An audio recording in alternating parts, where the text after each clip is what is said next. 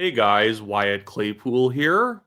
I want to make this video today to throw a bucket of cold water on all the liberals who feel like now that Mark Carney has replaced Justin Trudeau as the Liberal Party leader, now they have a really good chance of winning the next federal election.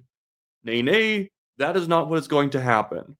When you actually look at the consistent polling, the polling done by pollsters whose numbers aren't all over the place, it shows that while the Liberals have received a bump in the polling because the leader is no longer Justin Trudeau, that doesn't actually mean that Canadians like them still. I am discounting pretty much any pollster who cannot give me consistent numbers on who's ahead and who is behind. I am putting Leger in the corner of shame, and it must now wear the hat of shame because 2 weeks ago they said the Conservatives were leading by 3 points. And then last week they said the Conservatives are leading by 13 points. And just yesterday they said the Conservatives are now tied with the Liberals. That is not how polling works. That is not how public opinion changes. You go sit in the corner of shame. The only two pollsters I am following at this point are Abacus Data and Innovative Research because they actually seem to understand how to reduce response bias in their polls. Make sure that their polls are not just being given to people in Starbucks lineups in downtown Toronto, making it look like the Liberals are surging even in Southwest Ontario when working class men are the big stumbling block for the Liberal Party right now. That is one of the big issues going on right now for the Liberal Party. Mark Carney can look silly wearing a hat at a steel plant, and that is not bringing back the men who have basically been talked down to by the Liberal Party for 10 years at this point and are not considering voting for them anymore. It's just not in the cards.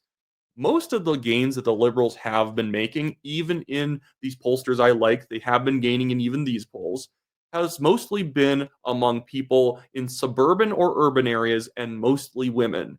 And the issue for the Liberals is those voters are still more accessible to the Conservatives than men and people who work in trades are to the Liberals. So there is a kind of issue where the Conservatives are ahead and their lead is shrinking, but they're quickly starting to hit their floor. The floor for the Conservatives, at least in my opinion, is 38%. They are never going to fall below 38%, which is a pretty comfortable floor considering they only got 34% in 2021.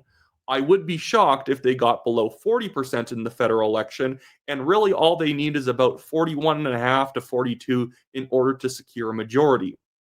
And I want to take you guys through today the innovative research polls from last week and this week. Last week showing them only up on the Liberals by 7, and this week showing them up by 10. And specifically the demographic groups that Mark Carney is having a problem with. They even pull Mark Carney's approval rating, and it's now slipping down from the positives to the negatives, and he's only seen as well as Pierre Poilievre is, which is not great for a liberal because you have tons of media propaganda on your side. And if people are already mostly not liking him, that's a big problem. Conservatives are used to having negative approval ratings because there's so much anti conservative propaganda. About 50% of Canadians will just say, oh, it's the conservative. Well, I suppose I don't like him. Where a lot of people tend to give the liberal or the NDP leader a lot more of the benefit of the doubt.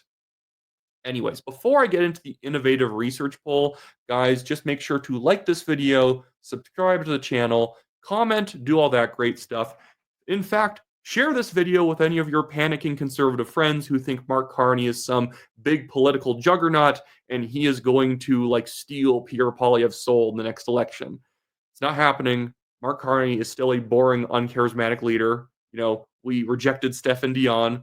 We rejected Michael Ignatieff. I don't know why suddenly Canadians would be like pro Carney. There's not enough Trump propaganda on the planet to make Pierre Poilievre look bad, especially as Trump has condemned him.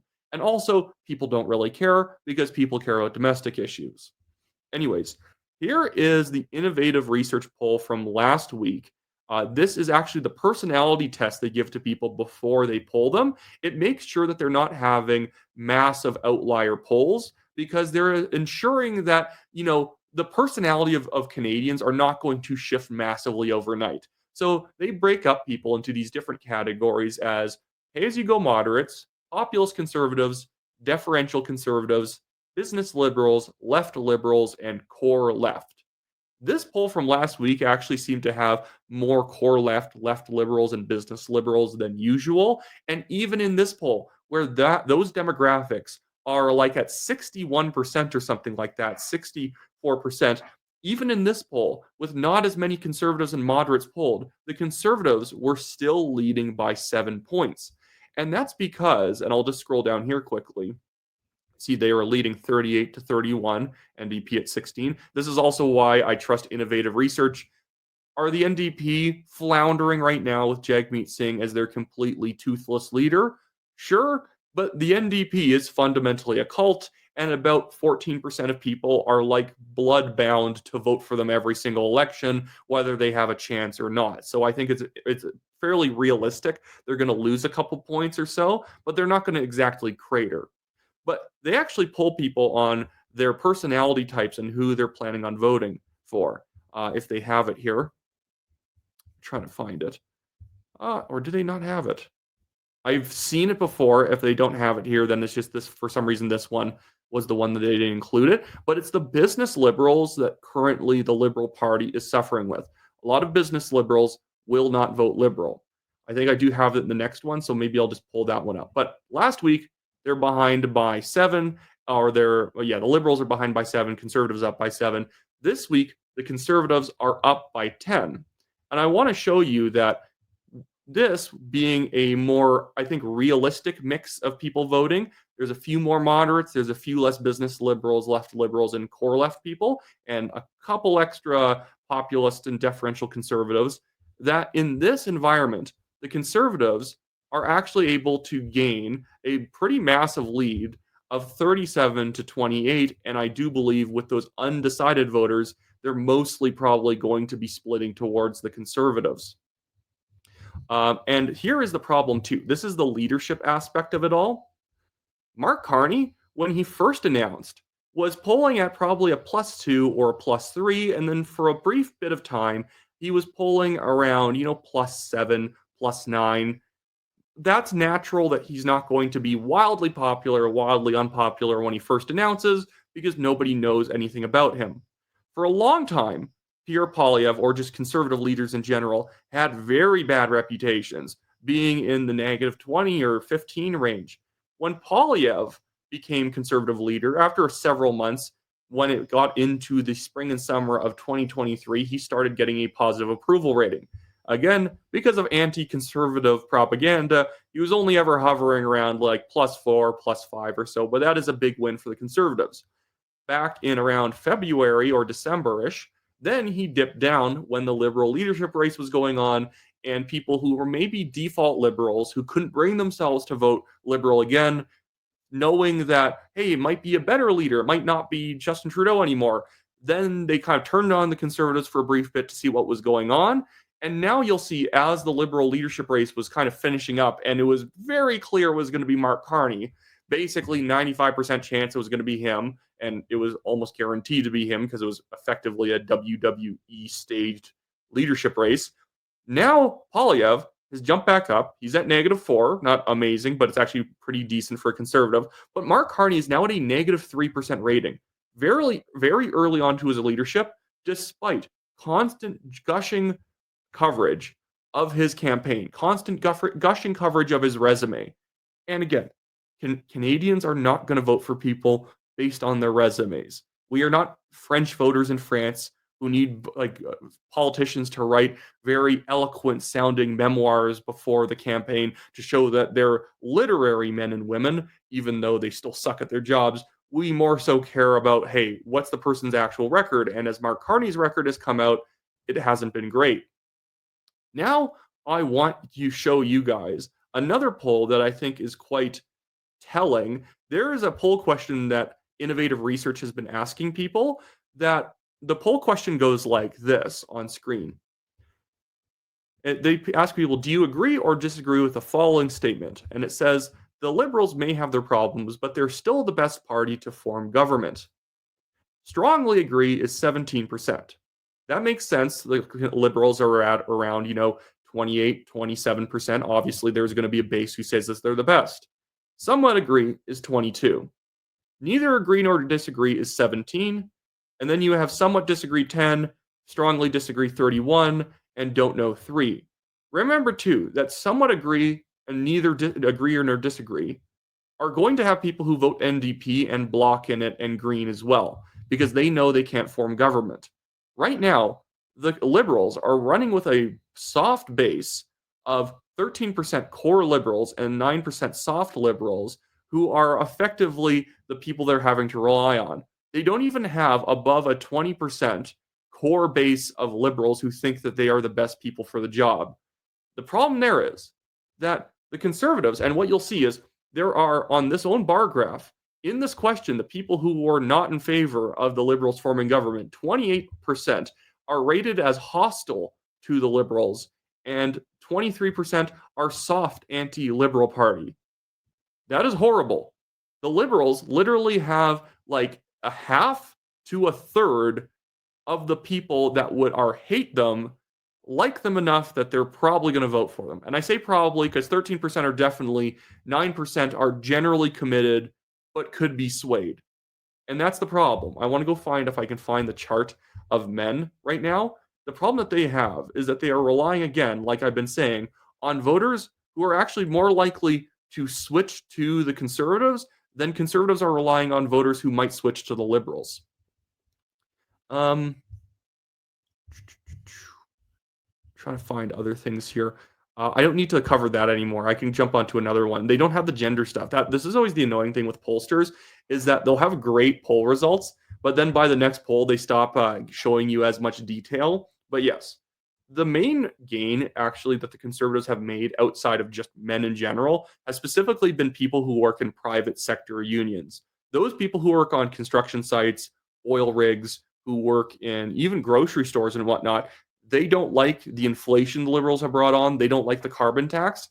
And Carney can try and run away from it. But the problem is right now, the advertisements already write themselves.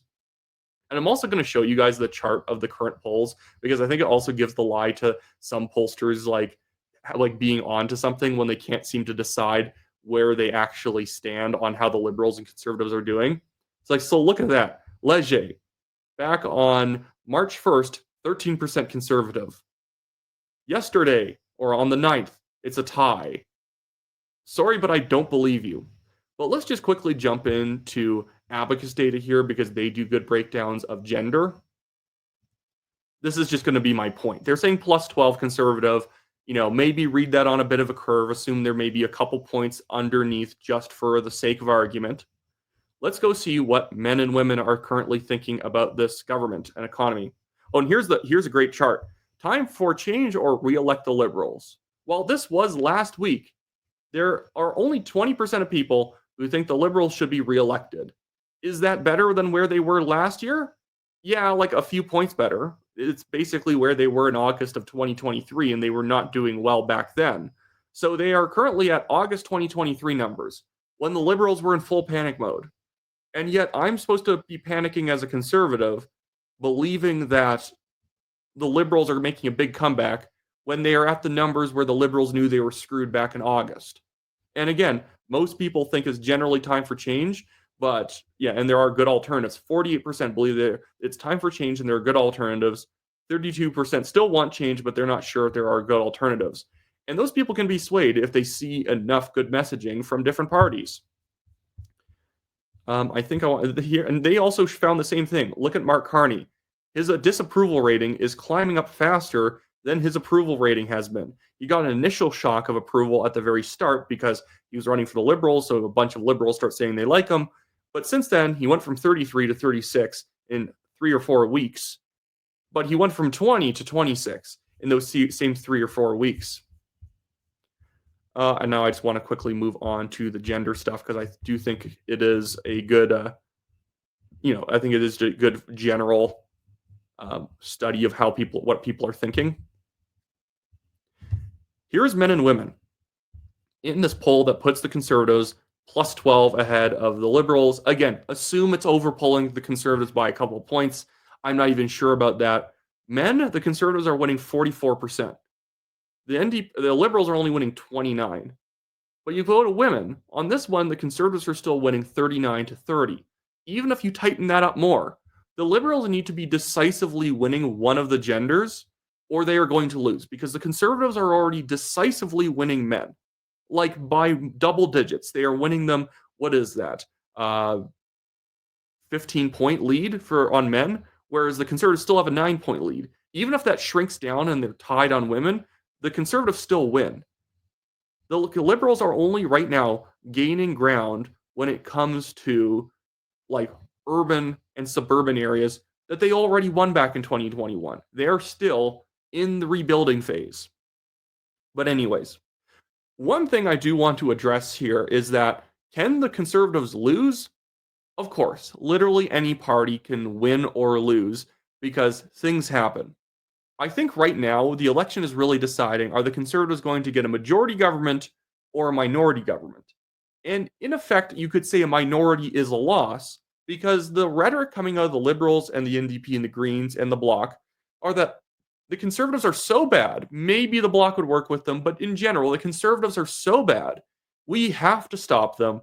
And it would be hypocritical of them to then say, oh, Conservatives got a minority government. We'll let them govern for a couple of years. They would probably just form a coalition to keep the Conservatives out. So it is the Conservative Party's duty right now to not just win, but win hard. And this is why I bring up, guys, you need to be focused on the win. I hate it whenever the polls start slipping, the Conservatives lose confidence in themselves, and they start circling the wagons and playing it safe. Sorry, was Polyev gaining massive popularity from playing it safe? Are any of the big issues that the Liberals are currently unpopular with soft, moderate issues? No, they're very passionate issues about crime, immigration, taxation, their drugs, parental rights. These are all hot-blooded political issues. And if you start getting scared of them because they have a controversial tint to them, even if most people agree with you, you will lose. And I say this with affection. The Conservatives basically never win any elections. The Conservative Party of Canada does not win elections. They simply wait for the Liberals to lose the elections. And I deeply hope that is not what they are doing in the year 2025. After seeing that tactic lose in 21, in 2019, and 2015, playing it safe and hoping people pick you after looking at the other guys is stupid. Mark Carney is trying to seize the initiative. He is bad at it because he is an uncharismatic, boring, corrupt individual. But he can do it if the Conservatives decide to sit down and say, let's just say nothing and do nothing and hope that people vote for us anyways. No, you guys should actually become more hawkish on the issues. Every winning campaign needs one big, audacious policy that you run on, one or two. I think that they should be capping immigration at 100,000. The Conservatives rolled out their cap and said, well, it's 200,000 to 250,000, depending on how many houses are built in a year. No, no, no. Because guess what? The worst possible campaign promises are ones your opponents could also make. Mark Carney could say 250,000 and his base wouldn't abandon him. You want to say a number that if Mark Carney tried to match you on, his liberal progressives would run away from him because he's betrayed them and he's turned conservative. 100,000 is also just smart policy in general. We've had way too much immigration, so you can't just bring it back to even. You need to have a deficit of immigration for a while in order so that people who are currently living at home with their parents and can't buy an apartment or a condo or a starter home have the room to actually be able to actually explore the housing market.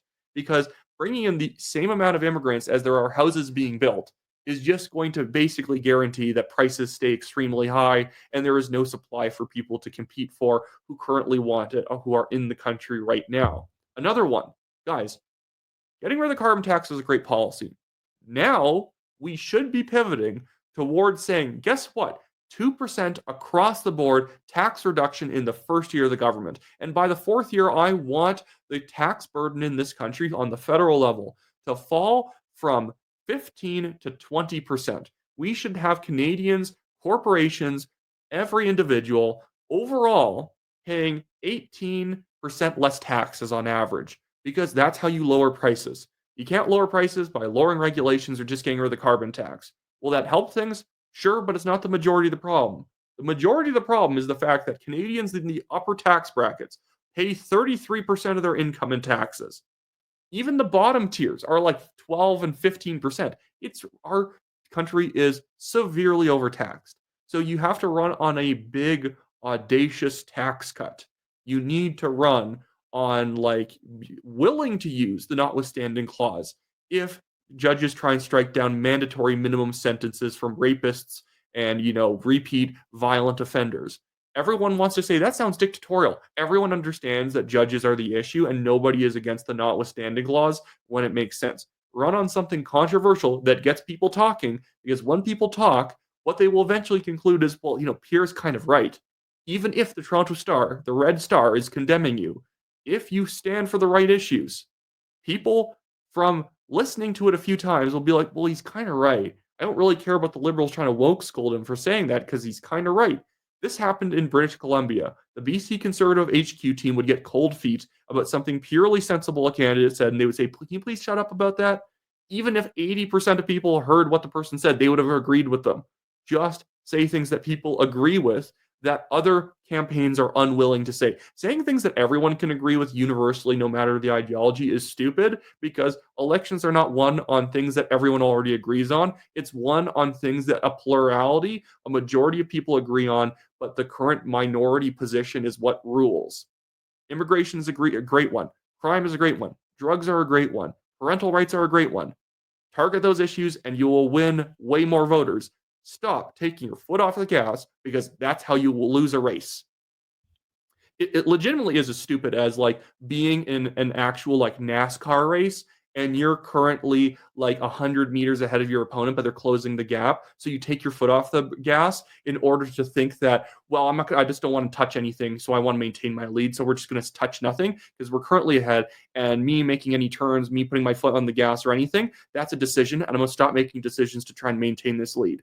You and I both know how illogical that would be. We would say, no, you're ahead. Keep trying to become even more ahead. If you take your foot off the gas, that is what is, in fact, going to make you fall behind. But I digress.